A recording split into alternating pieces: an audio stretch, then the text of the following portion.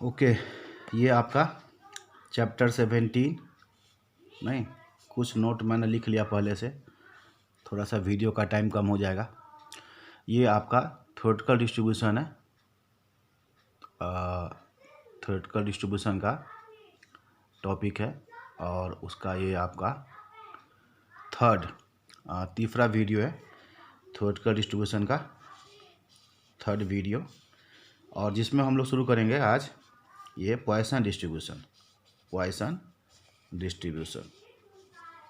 ठीक है। Poisson distribution, तो देखो इसमें क्या लिखा है, कंडीशंस कब लगाओगे, ठीक है। इसके मेन 3 कंडीशन है। क्या लिखा देखो, बायनोमियल डिस्ट्रीब्यूशन ही क्या बन जाता है, पॉइसन डिस्ट्रीब्यूशन। बायनोमियल डिस्ट्रीब्यूशन जो आपने पढ़ा था ना, एक ही ट्रायल को बार बार रिपीट करेंगे या n आइटम के ऊपर एक्सपेरिमेंट करेंगे, आपस में सब इंडिपेंडेंट होगा, तो सेम चीज़ है। बायनोमियल अपनी बात बता रहा था कि देखो बार बार रिपीट करोगे, कभी सक्सेस होगा कभी फेलियर होगा, आपस में इंडिपेंडेंट होगा, और आर सक्सेस की प्रोबेबिलिटी निकालना हो तो बायनोमियल ने बताया ना कि ये मेरा फार्मूला लगाना।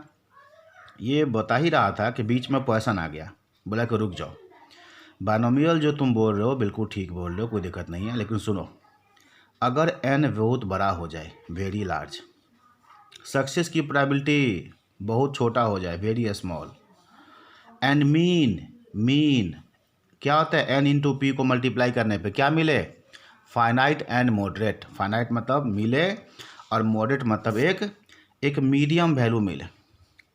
तो उस केस में अगर आपको प्रोबेबिलिटी ऑफ आर सक्सेस निकालना हो आउट ऑफ n ट्रायल, तो बायनोमियल अप्लाई मत करना, बायनोमियल का रिजल्ट सही नहीं होता है। ये कौन बताया, ये पॉइसन बताया कि रुक जाओ, बायनोमियल ने जो भी बोला सब ठीक बताया, लेकिन रुको, बायनोमियल में ही जब भी कुछ बोला गया उसमें n लार्ज हो जाए, p स्मॉल हो जाए, मीन n इंटू पी को मल्टीप्लाई करने पे वैल्यू मिले, फाइनाइट मिले, एंड मॉडरेट मतलब मीडियम वैल्यू मिले, उस केस में अगर आपको आर सक्सेस की प्रोबेबिलिटी निकालना है तो फिर बायनोमियल मत लगाना, उससे आंसर सही नहीं आता है।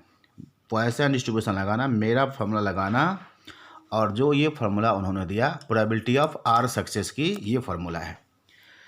पॉइसन डिस्ट्रीब्यूशन के according probability of r success की ये फार्मूला है, प्रोबेबिलिटी ऑफ आर सक्सेस की ये फार्मूला है। क्या फार्मूला देख लो, e to the power minus m into m की पावर r डिवाइड में r फैक्टोरियल, जहाँ r क्या है, नंबर ऑफ सक्सेस, क्या हो सकता है 0 1 2 3 4 5 पता नहीं कहाँ तक, n तो लार्ज है। अब गौर से देखो, यहाँ पर सिर्फ आपको मीन चाहिए बस, r तो वेरिएबल है, फार्मूला से रख दोगे प्रोबेबिलिटी निकलते जाएगा, बस खाली मीन पता होना चाहिए।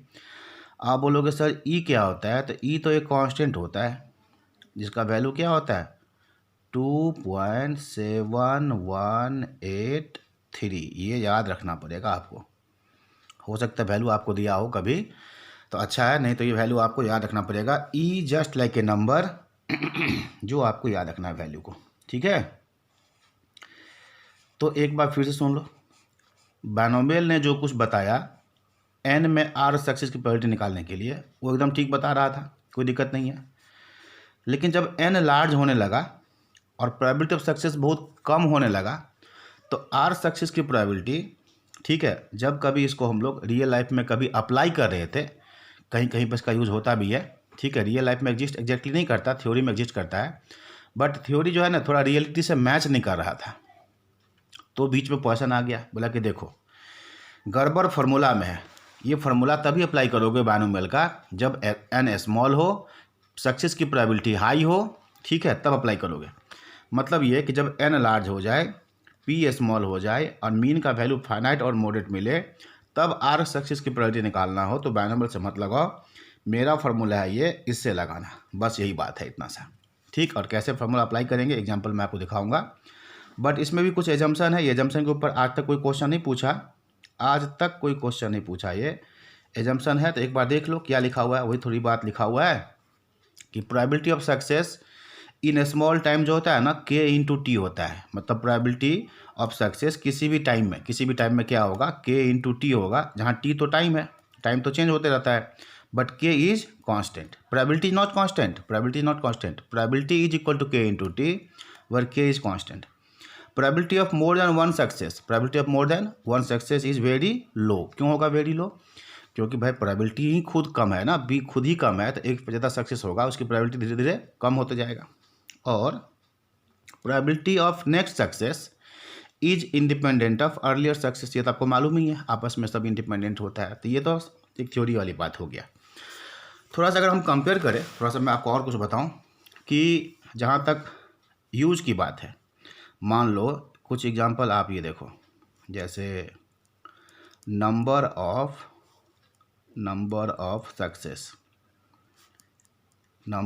सक्सेस इन वन डे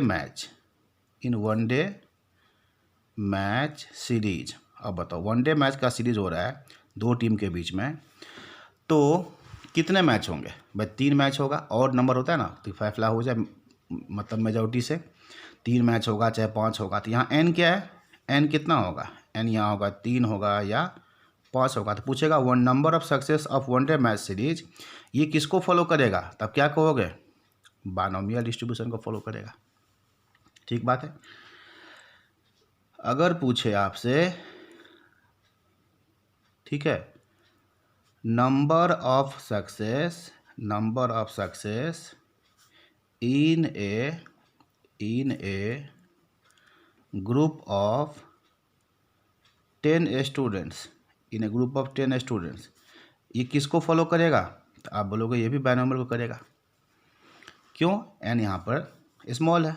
कुछ एग्जांपल ऐसे पूछा गया. या फिर ये पूछे नंबर ऑफ मिसप्रिंट पर पेज,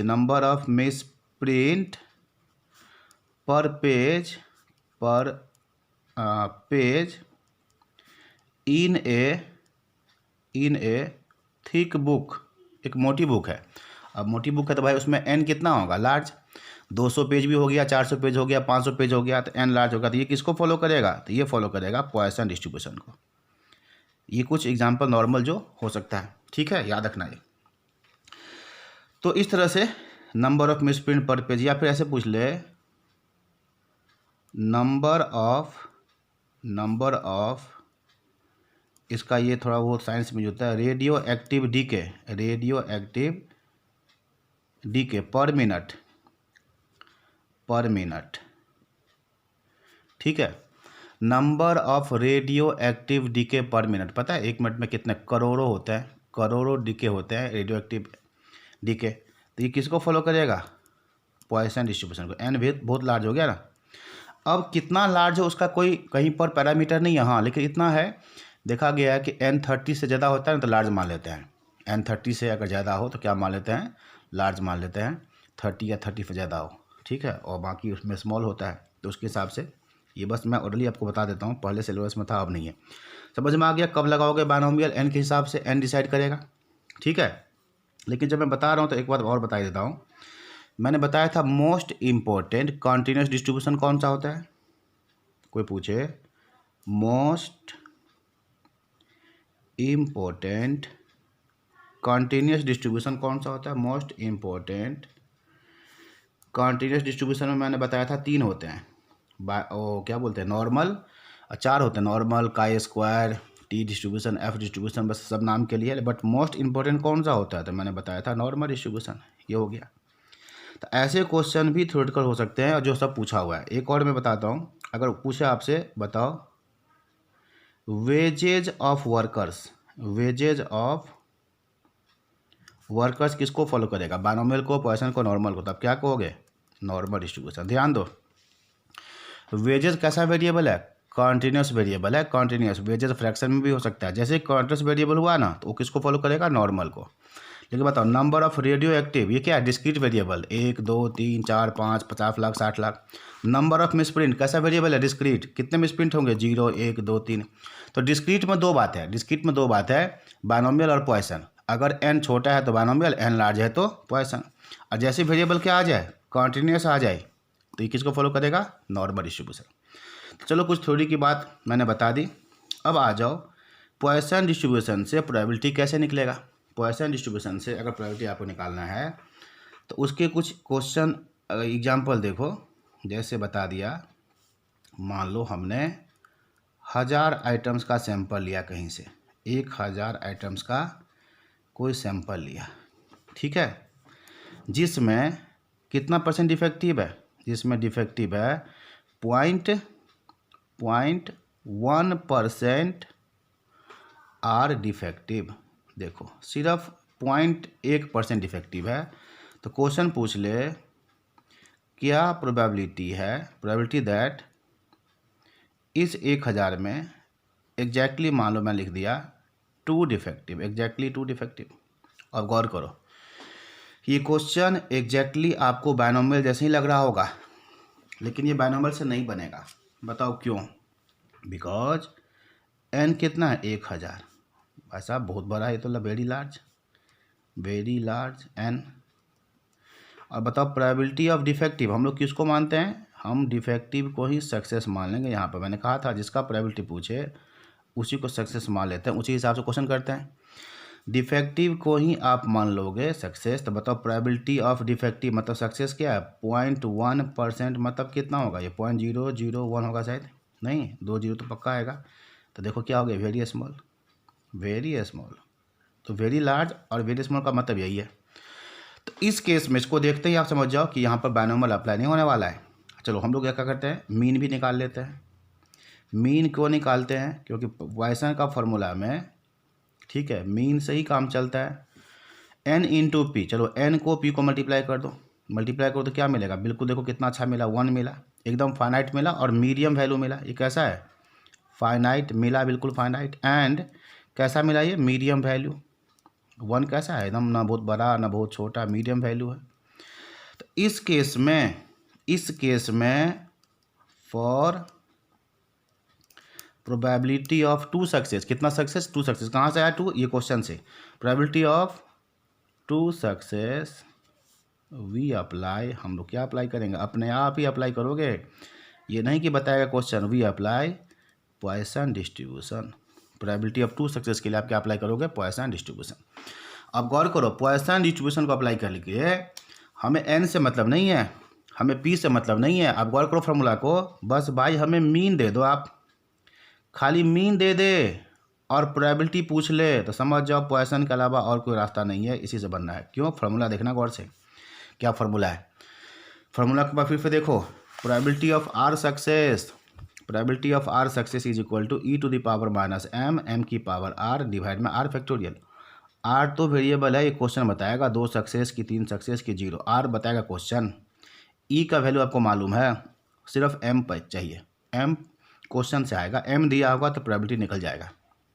तो इसीलिए पॉइसन डिस्ट्रीब्यूशन को क्या कहा गया है? ये यूनी पैरामीट्रिक है, इसके एक ही पैरामीटर है क्या? m। मतलब पॉइसन डिस्ट्रीब्यूशन का पहचान क्या चीज़ से है? मीन से। बस मीन बता दो तो प्रोबेबिलिटी आ जाएगा।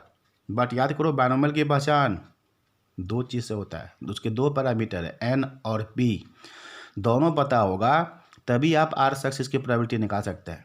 तो binomial distribution is bi parametric, Poisson distribution is uni parametric. मैं इसका प्रॉपर्टी लिखूंगा आगे। बट डिस्क्रीट में देखो, डिस्क्रीट में याद करो बायनोमियल भी है पॉइसन भी है, लेकिन कोई पूछे बताओ डिस्क्रीट में यूनी पैरामेट्रिक कौन है? तो पॉइसन। डिस्क्रीट में बाई पैरामेट्रिक कौन है? तो बायनोमियल। ऐसे भी क्वेश्चन आते थ्योरी में। चलो इस क्वेश्चन को हम लोग करते हैं, फॉर्मूला अप्लाई करते हैं, ठीक है। अगले पेज में आ जाओ और अप्लाई कर दो फॉर्मूला अप्लाई करोगे तो प्रोबेबिलिटी ऑफ r बराबर 2 क्या होगा? e की पावर माइनस m कितना निकला? 1। फिर क्या होगा? m की पावर 1 की पावर r कितना? 2 डिवाइड में r फैक्टोरियल 2 फैक्टोरियल। ये 1 हो गया, ये 1 हो गया, तो क्या आ गया? ये नीचे 2, ये e को नीचे ले आओ, ये आ गया आंसर। नहीं, अब कैलकुलेटर यूज़ करो। कैलकुलेटर कैसे यूज़ करोगे?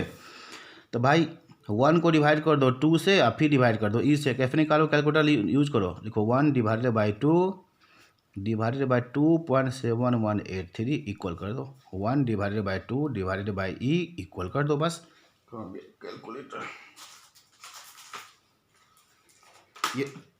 ये देखो, ठीक है, ये कैलकुलेटर बिल्कुल दिख रहा है सही। तो आ जाओ, ये देखो, ये लिखा मैंने 1, ठीक, ये देखो 1 है, 1 आ गया, डिवाइड कितना 2, फिर डिवाइड 2.7183 इक्वल टू 0.1839 है तो 184 कर देते हैं। हो गया आंसर, देखो आ गया आंसर। क्या आ गया आंसर 0.184। तो एक एग्जाम्पल आपने ये देखा कि n दिया हुआ है, p दिया हुआ है, लगता है कि बायनोमियल अप्लाई करेंगे लेकिन नहीं किया, पॉइसन अप्लाई किया। दूसरा एग्जाम्पल देखो जिसमें आपको ना n दिया होगा ना p दिया होगा। क्या क्वेश्चन होगा इसमें कहीं पर ऐसा भी हो सकता है, मान लो कि सीधा एवरेज दे दे। देखो ध्यान से, average number of customers, average number of customers appearing at a certain bank counter. ठीक है, average number of customer appearing at a certain bank counter is 2 per minute. ये देखो हर minute on an average 2 customer किसी bank counter पे आता है। ये बात समझ में आ गया होगा। भाई कोई बैंक का काउंटर है, सर्वे करो कि पहला मिनट में कितना कस्टमर आया, पता चला कि जी खाली रहा, कोई आया ही नहीं। दूसरे मिनट में कितना आया तो 1, तीसरे मिनट में कितना है 5 आ गया, 1 के पीछे 1 लग गया। चौथे मिनट में कितना आया तो 2, कभी 0, कभी 1, कभी 2, कभी 4, कभी 5, पता नहीं क्या आ जाए। ठीक है, एवरेज दिया हुआ है 2, और एवरेज दे करके आप क्वेश्चन क्या पूछ रहा है, क्या प्रोबेबिलिटी है। क्वेश्चन पूछा आपसे what is probability that during a given minute, कोई भी मिनट दे दे, पूछेगा अब बताओ 30वां मिनट है ना आने वाला, 30वां मिनट या अगला जो आने वाला मिनट है, what is probability that during a given minute no customer appear, no customer appear, ये बोल दिया। देखो नो कस्टमर अपीयर। ठीक है, 2 क्वेश्चन कर लेते हैं इसमें, एक ये लिख दिया, चलो दूसरा और लिख देते हैं। और ड्यूरिंग मिनट एटलीस्ट, दूसरा एक और लिख लेते हैं, at least 2 customer appear, at least 2 customers appear. किसी दिए हुए मिनट में कोई कस्टमर नहीं आएगा या 2 कस्टमर आएगा, ऐसे क्वेश्चन। तो देखो सिंपल, अगर हम क्वेश्चन की बात करें तो इस क्वेश्चन के आंसर में आप क्या देखोगे, आपको एवरेज दिया हुआ, एवरेज का मतलब क्या होता है मीन, ये मीन दिया हुआ है 2। देखना ये पर मिनट है तो आपसे मिनट में ही पूछा होगा, ड्यूरिंग ए गिवन मिनट।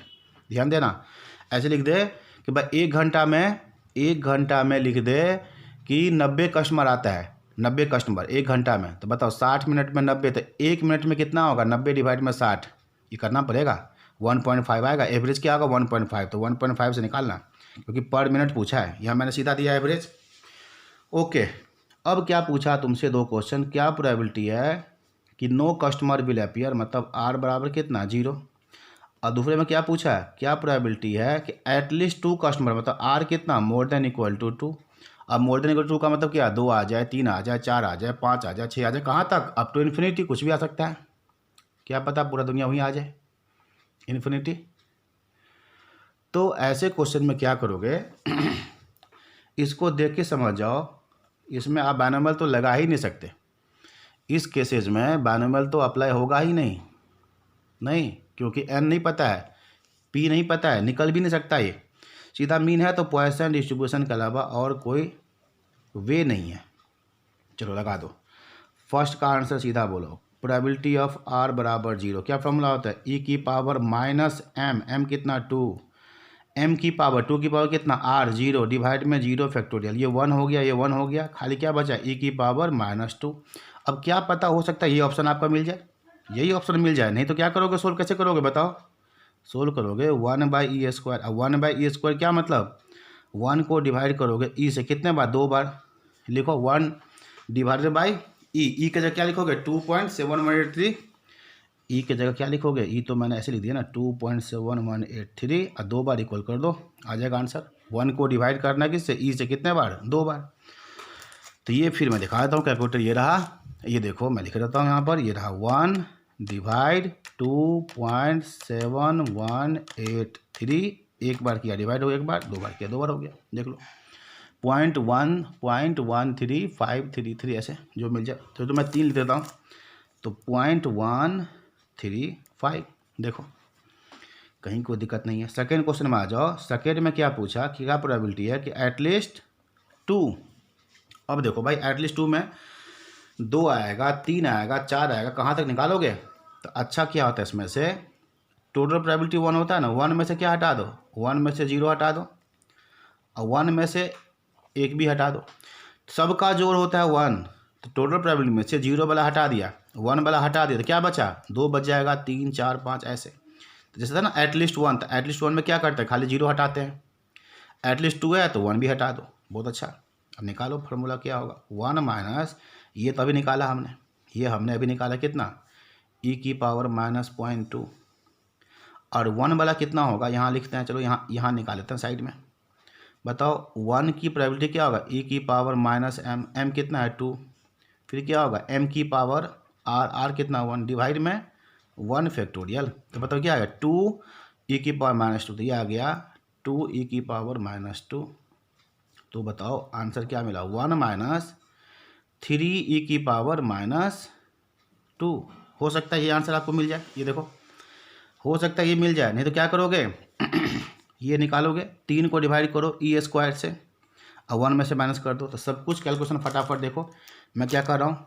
देखो यहाँ पर मैंने क्या लिखा, 3 को डिवाइड किसे करना है, e से, डिवाइडेड बाय 2.7183 एक बार इक्वल, दो बार इक्वल, ये क्या निकल गया, सेकंड वाला निकल गया। इसको 1 में से माइनस कर दो, तो मुझे -1 करना सही लग रहा है, -1 कर दो, नेगेटिव नहीं देखना है बस। क्या गया 0.5939, तो मिला आंसर ये 0.594 कर दो।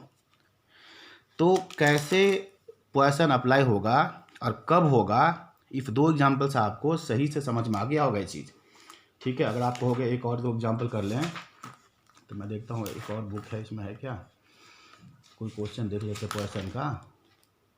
चलो ये क्वेश्चन है, देखो एक बहुत पहले मेरे पास एक ही बुक है, तो इस बुक से मैं कुछ निकालता हूँ। देखो ये 2008 का फरवरी लिखा हुआ है, समझ जाओ बहुत पहले ना CPT का एग्ज़ाम हुआ करता था, और वही साल में 4 बार, ये फरवरी महीने में एग्ज़ाम हुआ था। देखो तो क्या लिखा हुआ है, in a certain manufacturing process, अभी एग्जाम्पल मैंने बताया था 5% डिफेक्टिव बनता है, फाइंड द प्रोबेबिलिटी दैट, एक सैंपल है जिसमें कितना टूल्स है 40 है, at most 2 will be defective, bracket में क्या लिखा है e की पावर -2 का प्रोबेबिलिटी, वो क्या वैल्यू दिया हुआ है। तो ये जो है ना ब्रैकेट वाला, इसको देख के समझ में आ जाना चाहिए आपको कि ये तो पॉइसन से ही बनने वाला है। तो देखो बच्चे यहाँ पर मैं आपको सॉल्यूशन भी दिया हुआ है, तो क्यों नहीं इसी में बता दे, ठीक है, समझने के लिए। देखो प्रोबेबिलिटी ऑफ सक्सेस क्या है 5% है ना, 5%, तो कितना होगा 0.05। अब 0.05 प्रोबेबिलिटी क्या देख रहे हो, 0.05 कितना कम है, ये 0.1 से बहुत कम प्रोबेबिलिटी हो गया। एन क्या हो गया, लार्ज, मैंने बताया था 30 से ऊपर हो तो लार्ज ही होता है। देखो प्रोबेबिलिटी बहुत स्मॉल है, एन लार्ज है, चलो मीन निकालो, मीन मल्टीप्लाई करो, कितना है 2 कैसा नंबर है, फाइनाइट, एन मॉडरेट, ना बहुत बड़ा वैल्यू है ना बहुत छोटा, मीन 2 निकला। अब ध्यान से देखना ये क्या दिया, e की पावर क्या होता है फॉर्मूला में, -m, यही m है, पक्का ये पॉइसन ही अप्लाई करने के लिए सारा दे रहा है आपको, ये हिंट दे रहा है कि भाई पॉइसन अप्लाई करो, कहीं और दिमाग मत ले जाओ।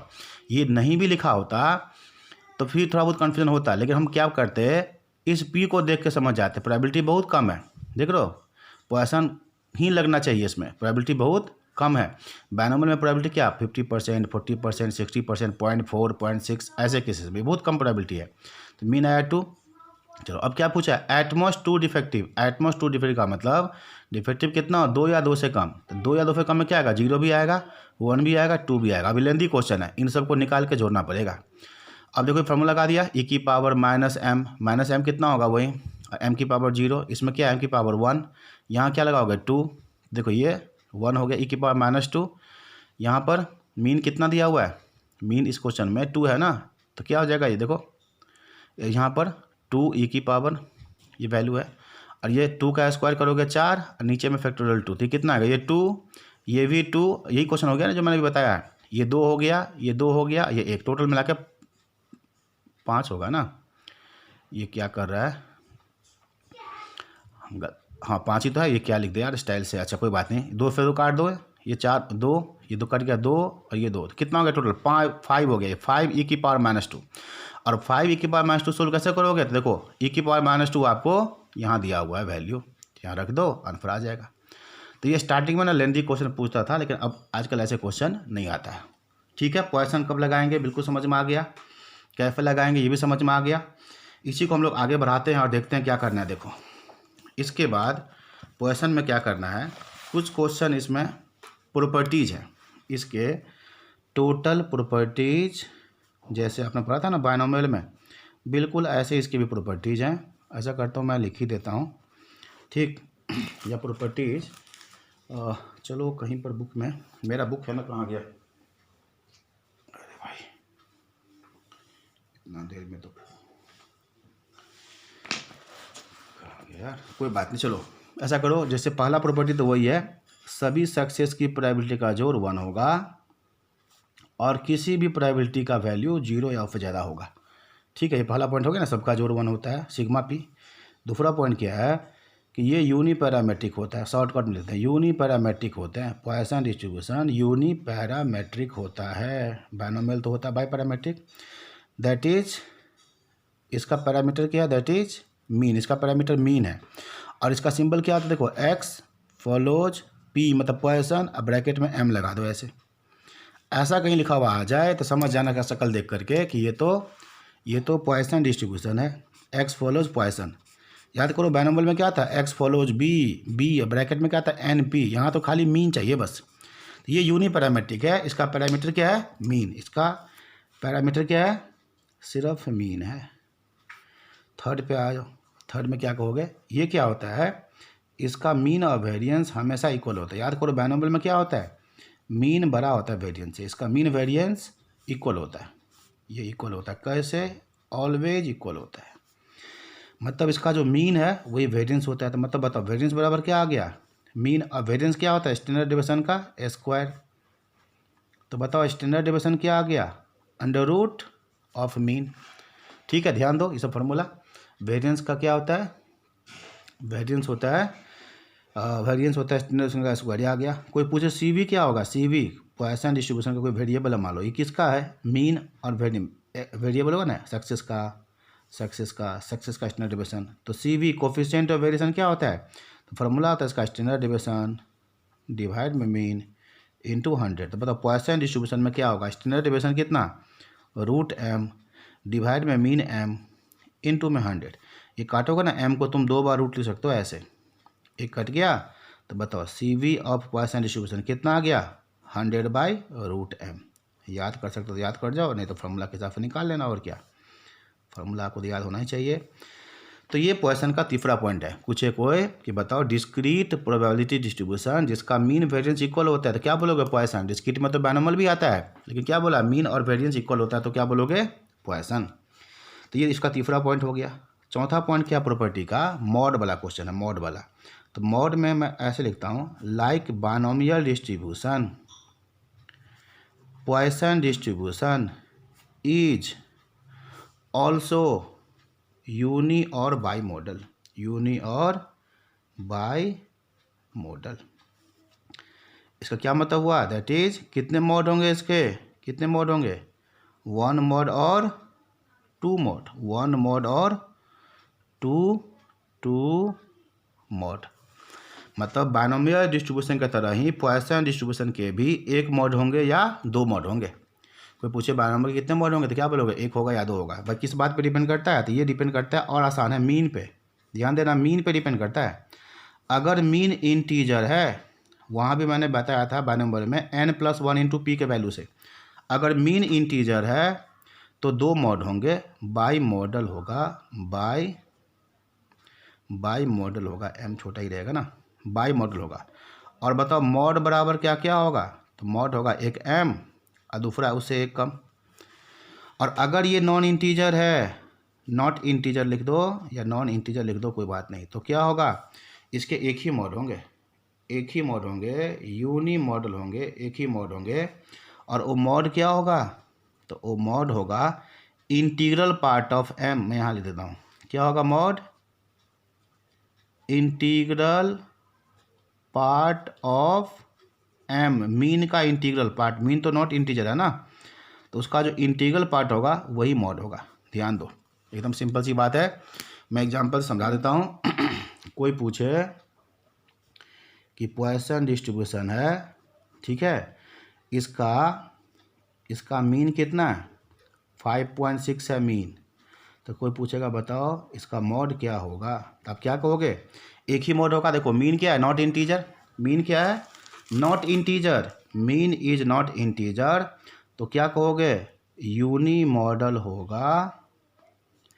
और मॉड क्या होगा, तो मॉड होगा मीन का इंटीग्रल पार्ट, इसका इंटीग्रल पार्ट क्या है 5, तो मॉड बराबर हो गया 5, दैट्स इट। एक और एग्जांपल देख लो, कोई पूछे पॉइसन डिस्ट्रीब्यूशन का सी वी थोड़ा घुमा के मैं लिख रहा हूँ, सी वी कितना दिया, मान लो 50, तो पूछेगा बताओ इसका मॉड क्या होगा। तो भाई जब भी पॉइसन का मॉड निकालना हो तो पहले आपको मीन का शक्ल दिखना चाहिए कि भाई मीन क्या होगा। तो बताओ बच्चे, सी वी का फॉर्मूला क्या होता है, सी वी का फॉर्मूला होता है 100 डिवाइड में रूट एम बराबर 50, 50 1 जा 50, 50 2 जा 100, रूट एम बराबर 2, स्क्वायरिंग बोथ साइड एम बराबर 4। मीन कितना आया, इंटीजर, इंटीजर तो क्या होगा, 2 मॉड होंगे, बाई मॉडल होगा। और वो मॉड क्या क्या होगा, तो एक ये 4 खुद होगा, दूसरा इसे 1 कम होगा, 4 और 3। तो मॉड किसी क्वेश्चन के 2 हो सकते हैं, तो ये मॉड के कॉन्सेप्ट का मतलब यही है। इसके 5वां प्रॉपर्टी भी है, 5 प्रॉपर्टी मैंने बायनॉमियल का ही बताया था, इसका भी देखो, इसके प्रॉपर्टी में क्या आता है, 5वां प्रॉपर्टी आपको याद होगा, इसका नाम है एडिटिव प्रॉपर्टी।